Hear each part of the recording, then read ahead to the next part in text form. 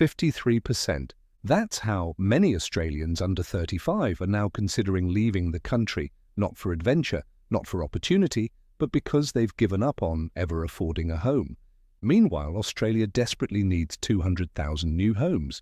But in 2024, more construction companies collapsed than in any year in history.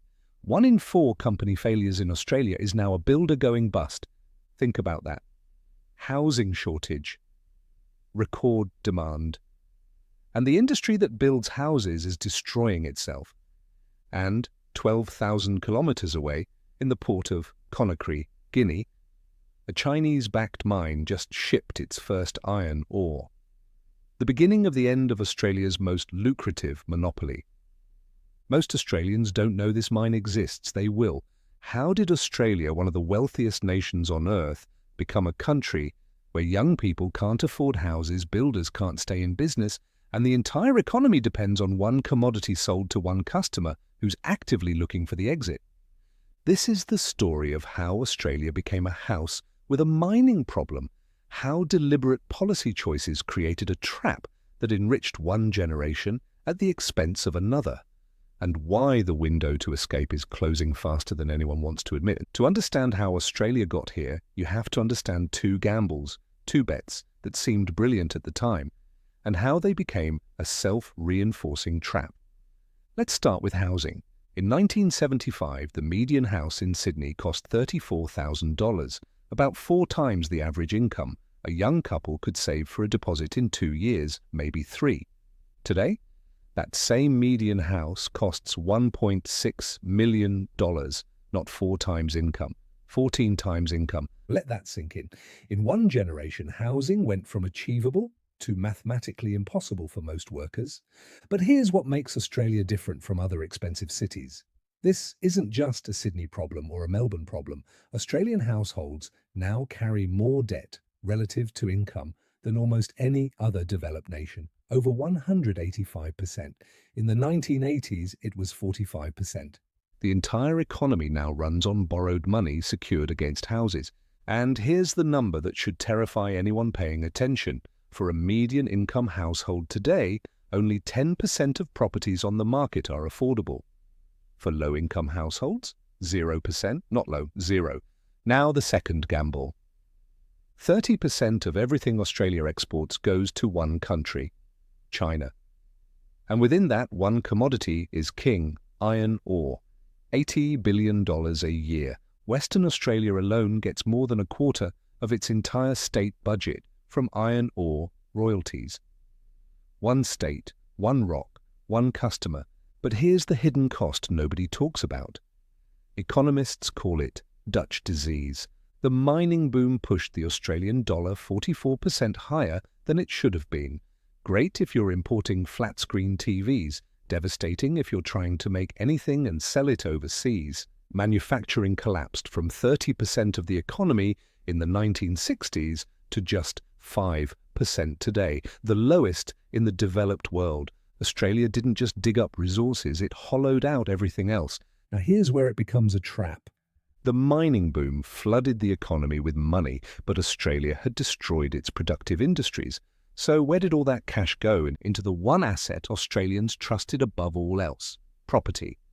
The mining boom didn't just enrich Australia, it inflated the housing bubble to historic proportions. And the government? They loved it. Rising house prices meant rising tax revenue, rising consumer confidence, rising voter satisfaction. Both parties became addicted to the bubble. Neither could afford to let it deflate. But here's what makes this a trap, and not just a bubble. It wasn't an accident. The policies that inflated housing were deliberate. We know exactly who designed them. And we know exactly when they chose not to stop. Most Australians think high housing prices just happened. Market forces. Supply and demand. Immigration.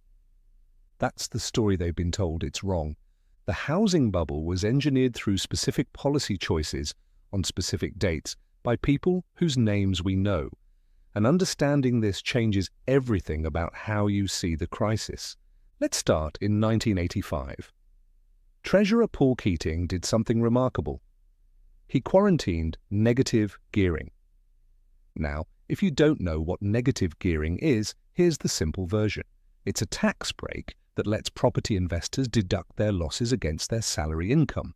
Lose money on a rental property? Subtract it from your day job taxes. Keating saw what this was doing. Speculation was overheating the market, so for 2 years, he stopped it. And it worked. Speculation cooled, then the property lobby pushed back. Rents rose in Sydney and Perth. And in 1987, Keating reversed course. The policy was restored. It was the first of many times Australia could have gotten off this road, and chose not to. But the policy that truly supercharged the bubble came in 1999. The Howard government introduced a 50% discount on capital gains tax. What does that mean? If you buy a house, hold it for more than a year, and sell it for a profit, you only pay tax on half the gain. Property investors could now keep half their profits tax-free. The result was immediate. Between 1998 and 2003, Sydney's median house price surged 82%. In just 5 years, the speculation gold rush had begun. But here's the moment that reveals everything. Years later, John Howard was asked about housing affordability. His response: "I don't get people stopping me in the street and saying, 'John, you're outrageous. Under your government, the value of my house has increased.'" That wasn't a gaffe. That was the entire political calculus laid bare. Homeowners vote. Homeowners like rising prices. Every government since has understood the same equation. Today, negative gearing and the capital gains discount together cost Australian taxpayers $165 billion every decade. That's more than twice what the government spends on public housing. And here's who benefits. 80% of those capital gains tax breaks flow to the top 10% of income earners. It's a system that taxes workers to subsidize landlords, and every government since has understood, touch these policies, and you touch the wealth of millions of voting homeowners. The system was designed to be politically untouchable. And it worked.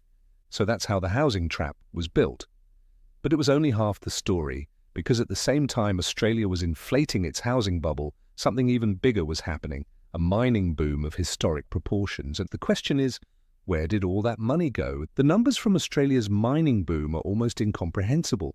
Between 2003 and 2013, mining investment exploded from 2% of GDP to 8%.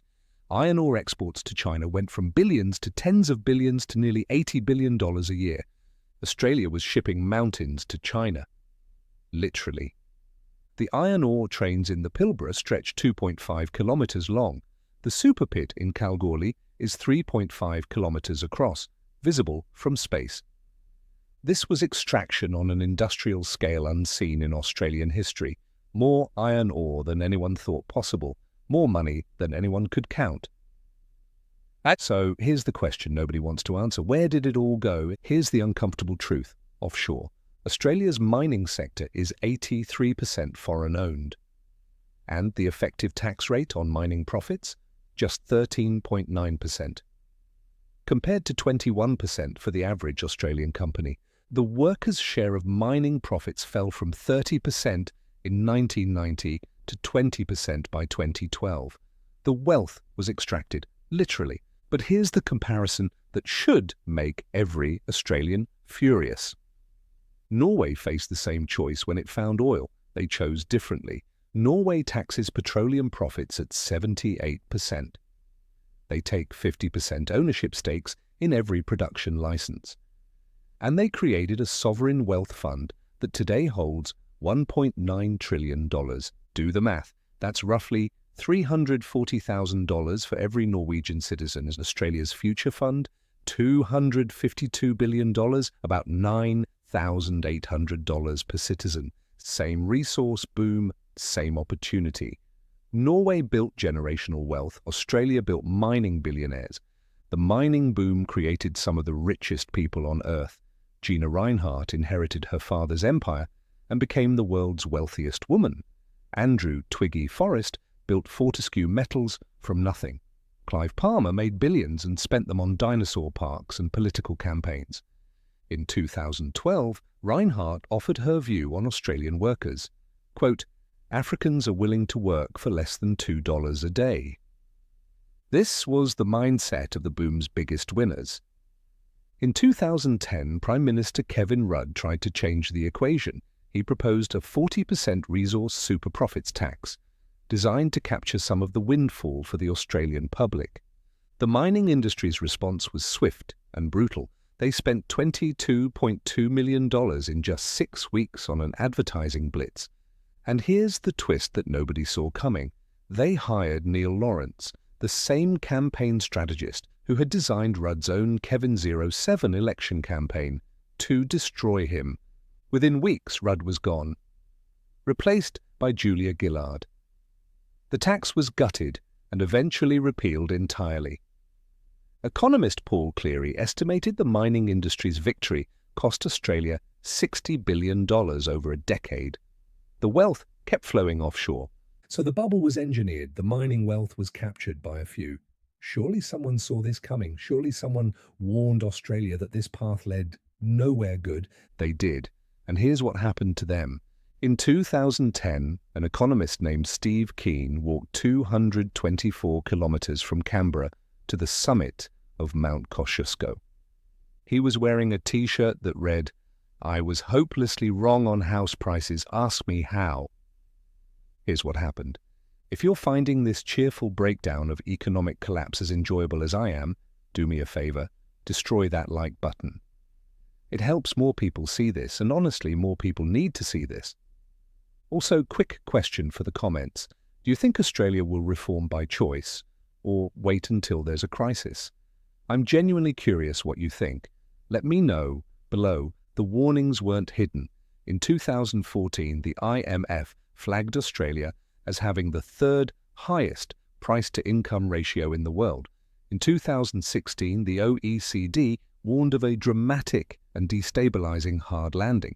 The Reserve Bank's own Philip Lowe was cautioning about asset bubbles as early as 2002.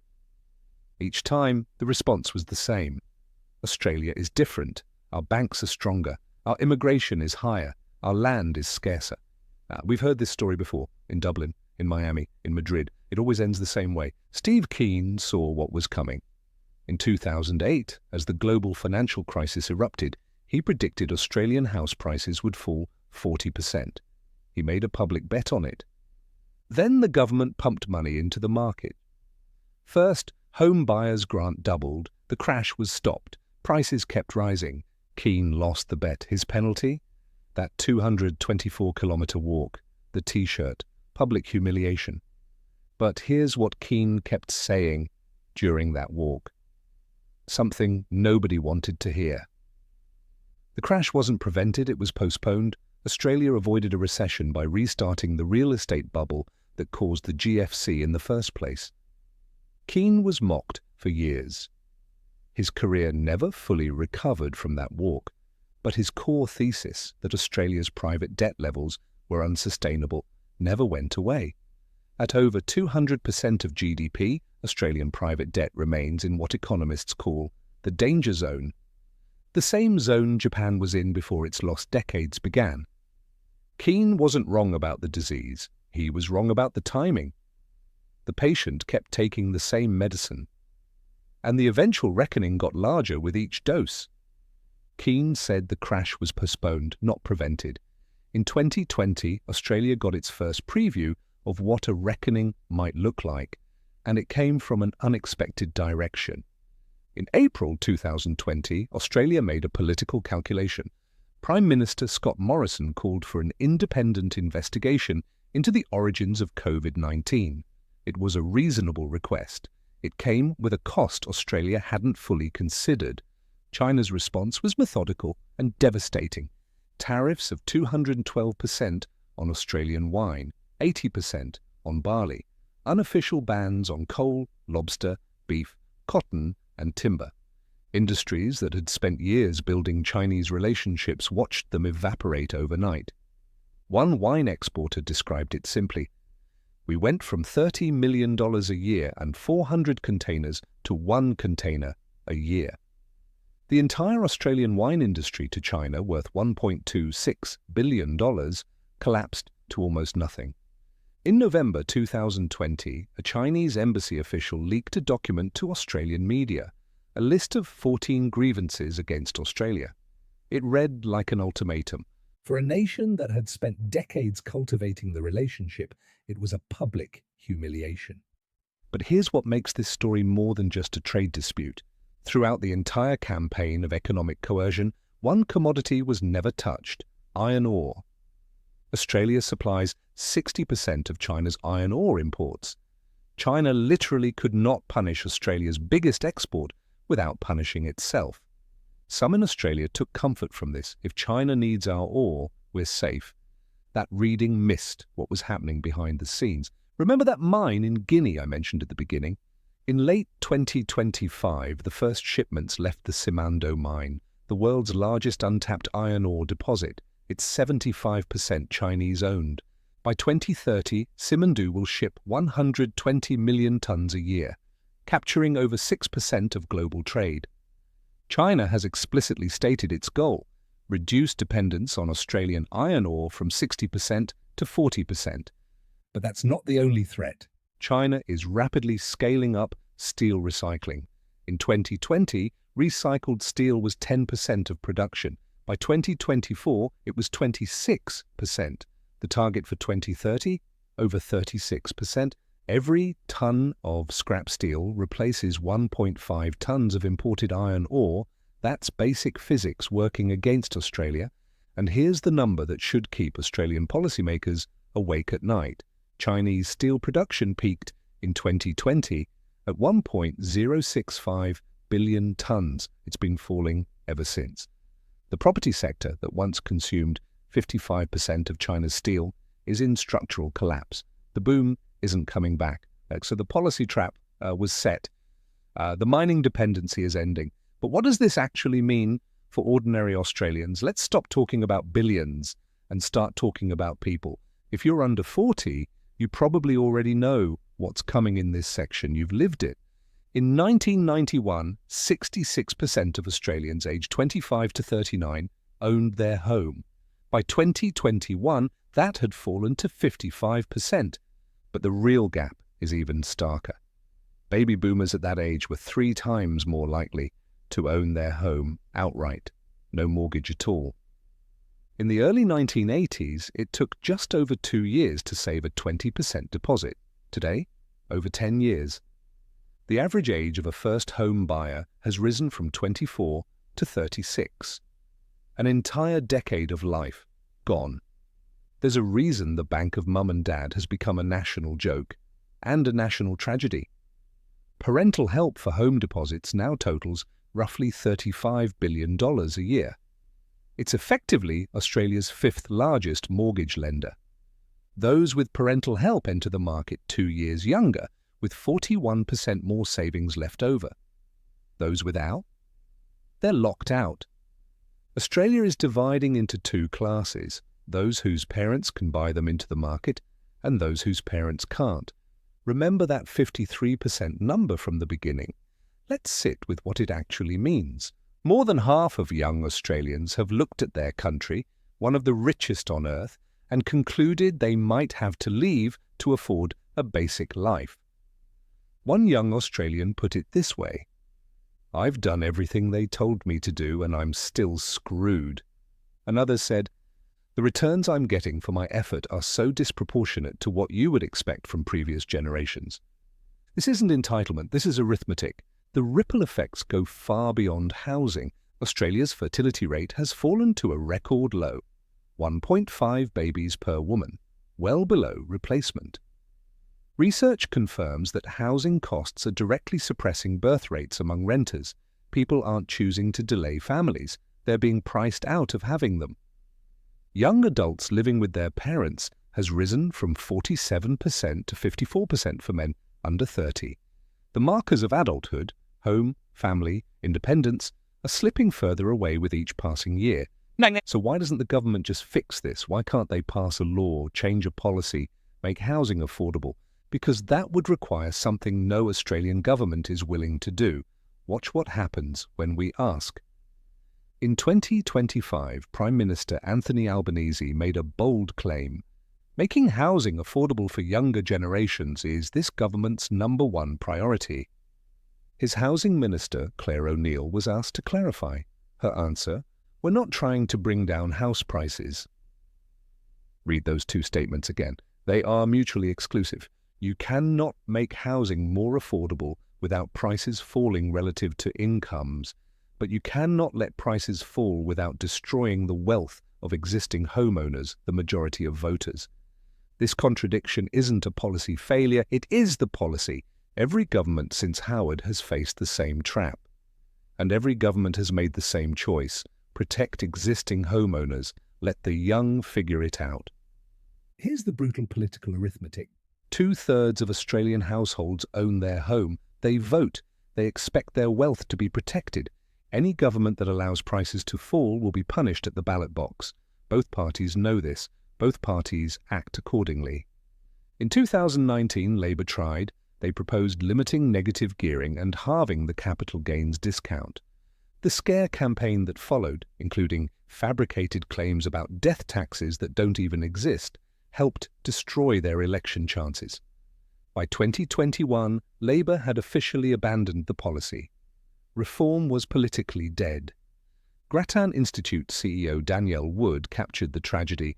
If you can't sell a popular policy on negative gearing when house prices are rising rapidly and the budget is in massive structural deficit, then what hope does Australia have for any difficult reform? And here's the proof that the system is breaking down in real time. Australia has a housing shortage of 200,000 to 300,000 homes.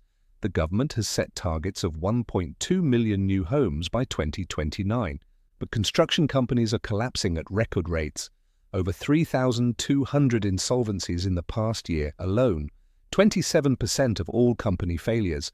The industry that's supposed to solve the housing crisis is destroying itself. Australia is building just one home for every 2.1 new migrants arriving. So it's hopeless? Actually, no, there's proof that reform works. There's a model showing what Australia could have done differently, and there's still time. But not much, and here's something almost nobody knows. One part of Australia has actually reformed its property tax system. And it's working. Since 2012, the Australian Capital Territory has been phasing out stamp duty and replacing it with a broad-based land tax. If you don't know the difference, stamp duty is a massive one-time tax when you buy a house. It discourages people from moving. Land tax is an ongoing tax on the value of what you own. It encourages efficient use of property. The results after 12 years? Higher housing turnover, more efficient markets, economic gains of $300 million. Victoria University research found that if every state adopted the ACT model, Australian households would be better off by $1,600 per year, on average. So why hasn't every state followed it? Because state governments are addicted to stamp duty. New South Wales collected $9.6 billion from stamp duty in a single year, over 20% of state tax revenue. They literally cannot afford to let the market become efficient. The Norway comparison isn't just a story of what Australia missed, it's proof that reform can come late. Norway discovered oil in 1969. They didn't establish their sovereign wealth fund until 1990, 21 years later. The fund still became the largest in the world. The lesson is simple but brutal. Norway succeeded because they were willing to tax resource profits at 78%, save the proceeds, and resist the temptation to spend it all now. Australia would need the political will to do the same. That will has never existed, but there may be a second chance. The global energy transition requires lithium, rare earths, nickel, cobalt, minerals Australia has in abundance. In early 2025, the government passed a critical minerals production tax incentive and a hydrogen production tax incentive, steps in the right direction. But here's the danger. Australia is already making the same mistakes. 20% of global hydrogen projects announced are Australian, but most remain at feasibility stage. Investment is flowing to countries with clearer policies. The window to capture this transition is measured in years, not decades. The iron ore runway is shortening. Government forecasts show export revenue falling from $117 billion to $81 billion by 2030, a 30% decline. And that's before any crisis, any further Chinese pivot, any global downturn. Meanwhile, the voters who benefit from high housing prices are aging. The voters locked out are growing in number and anger. At some point, the political math will shift. The question is whether reform comes through choice or through crisis. So what's the answer? Here's the uncomfortable truth. Australia built its prosperity on three foundations: a housing bubble that enriched one generation at the expense of another, a mining boom whose wealth was captured by foreign shareholders and a handful of local billionaires, and a dependency on a single customer who's already walking toward the exit.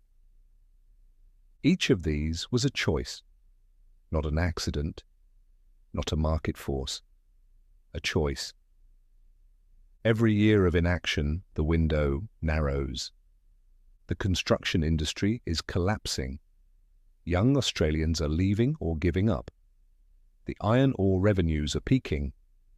The policies that could have been reformed a decade ago become harder to touch with each passing year. 30 years ago, Paul Keating warned Australia was becoming a banana republic, a nation that digs things up and ships them out, with nothing left when the hole is empty. Australia ignored that warning and bet everything on the boom lasting forever. The boom is ending. The question isn't whether Australia will change, it's whether Australians will choose reform while they still can, or wait until the choice is made for them. The window is still open, but it's closing. Here's my question for you. If you were an Australian under 35 right now, would you stay and hope for reform, or would you leave? This isn't a rhetorical question. I genuinely want to know what you'd do. Drop your answer in the comments. And if you're actually Australian and living through this, tell me if I got the story right. If this is your first time here, this channel breaks down economic stories like this every week. The systems that shape your life, the ones nobody explains clearly, that's what we do. Subscribe if you want to understand how the world actually works. Link on screen. I'll see you there.